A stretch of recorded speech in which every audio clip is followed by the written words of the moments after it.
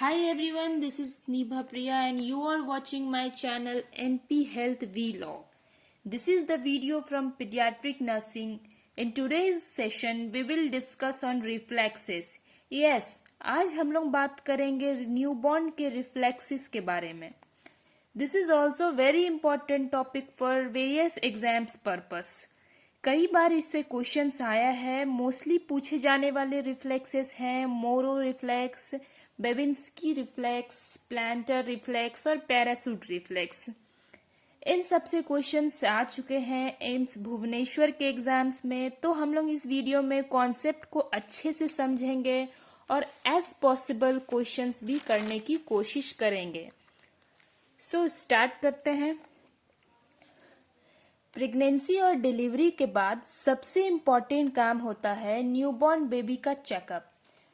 After baby birth paediatricians बच्चे की growth और डेवलपमेंट की चेक करते हैं. न्यूबॉर्न बेबी का चेकअप जन्म के बाद ही शुरू हो जाता है.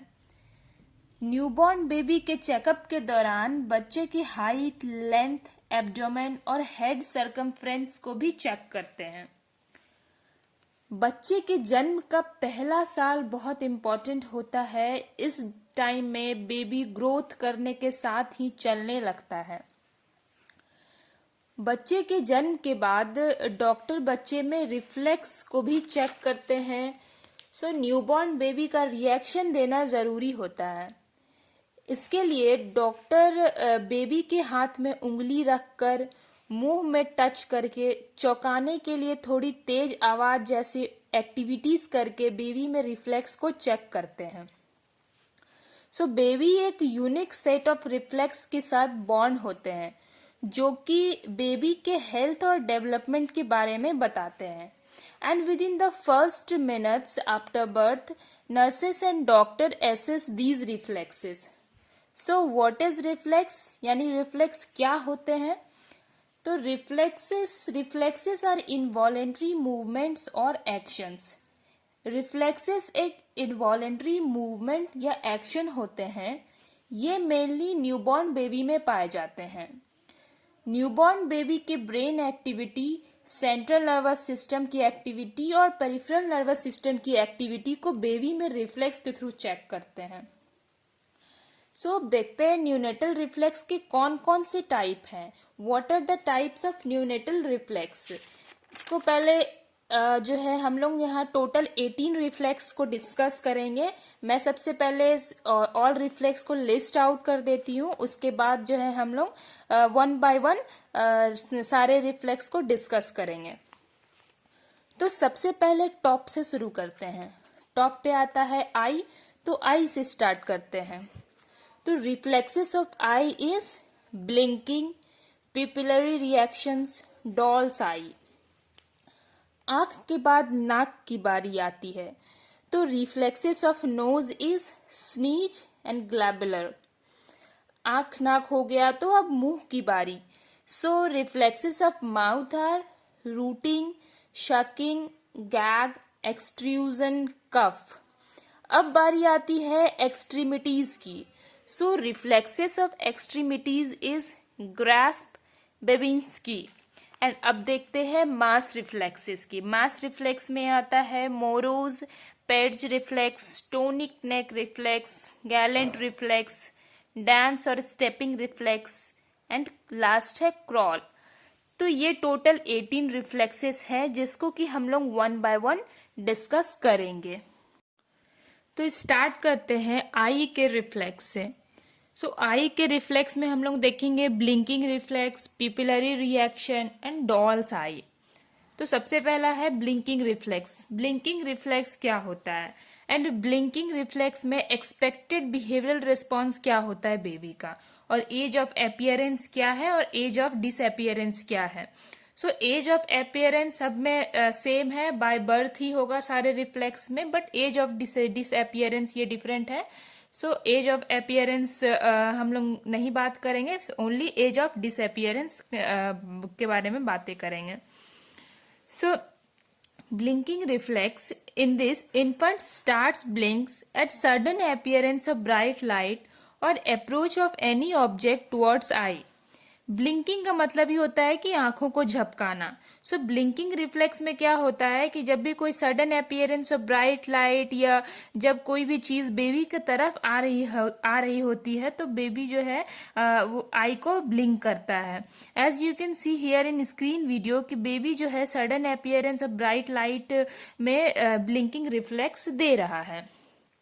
सो एज ऑफ डिसअपियरेंस क्या है? Blinking reflex does not disappears, कभी खत्म नहीं होता है। नेक्स्ट है pupillary reactions. Pupillary reactions, pupil constricts when bright light falls on it. जो है जब भी कोई ब्राइट लाइट आई पे फॉल होता है तो प्यूपिल कॉन्स्ट्रिक्ट हो जाता है। एंड इसका एज ऑफ डिसअपियरेंस है, it also does not disappear, ये भी कभी खत्म नहीं होता है। Third is doll's I.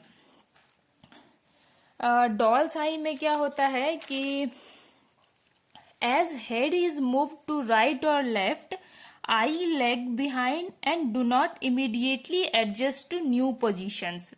So doll's eye में क्या है कि जब न्यूबॉर्न का हेड एक साइड से दूसरी साइड की तरफ करते हैं तब न्यूबॉर्न बेबी की जो आई है वो आई हेड मूवमेंट के साथ मूव नहीं करती है। तो ये थी डॉल्स आई और इसका एज ऑफ डिसअपियरेंस क्या है, ये कब खत्म हो जाता है? 3 to 4 months में ये डॉल्स आई खत्म हो जाता है। After that reflexes of knows. अब नोज के रिफ्लेक्स की बात करते हैं तो नोज रिफ्लेक्सेस ऑफ नोज में आते हैं sneeze reflex and glabellar. So sneeze reflex क्या है? So spontaneous response of nasal passage to any irritant. So sneezing reflex में क्या है, जब भी कोई फॉरेन पार्टिकल अपर एयरवे को स्टिमुलेट करता है बेबी में तब उसके रिस्पॉन्स में वो उसको स्नीजिंग आती है। तो इसका जो स्नीजिंग का एज ऑफ डिसअपियरेंस ये कब खत्म होता है? It also does not disappear, ये भी कभी खत्म नहीं होता है। फिर बात करते हैं ग्लैबुलर रिफ्लेक्स की। सो ग्लैबुलर रिफ्लेक्स क्या है और इसमें एक्सपेक्टेड बिहेवियर रिस्पॉन्स क्या होते हैं? So glabellar reflex also known as the glabellar tap sign, इसको ग्लैबुलर टैप शाइन भी कहते हैं। Glabella is the name given to the smooth space between our eyebrow. So on repeated tapping on this area, it causes baby to blink or eyes to close tightly. So this was the glabular reflex and age of disappearance, it also does not disappears. And next अब बात करते हैं reflexes of mouth की।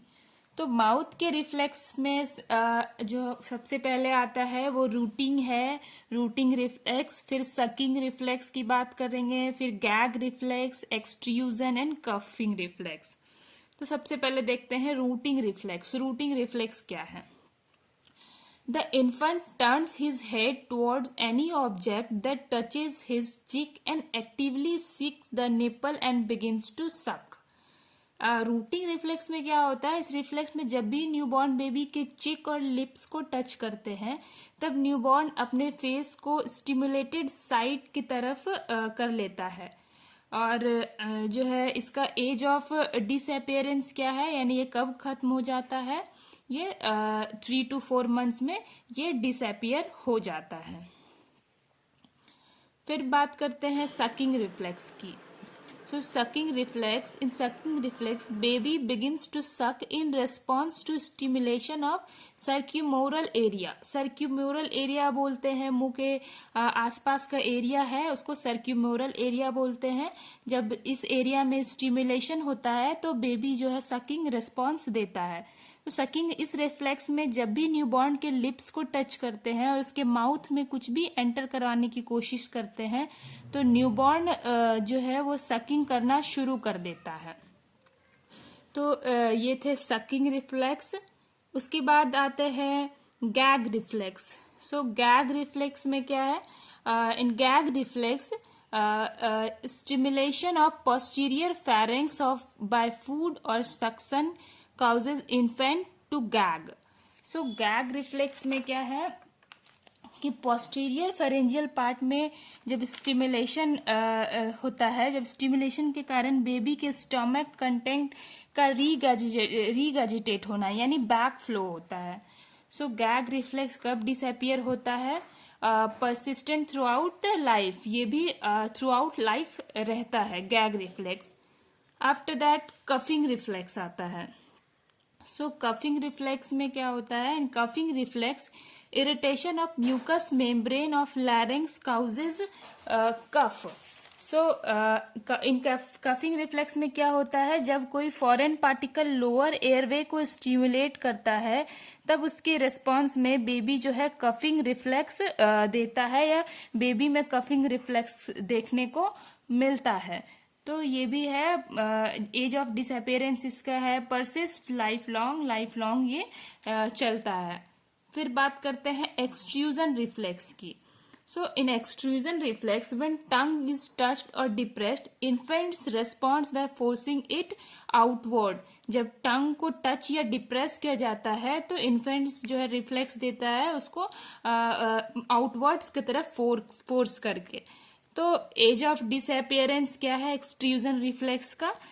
जो है ये कब गायब हो जाता है? तो ये 4 मंथ्स में खत्म हो जाता है।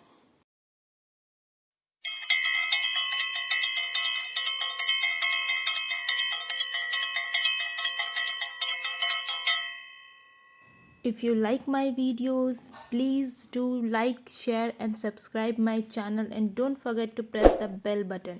It will remind you for another video like this. Thank you.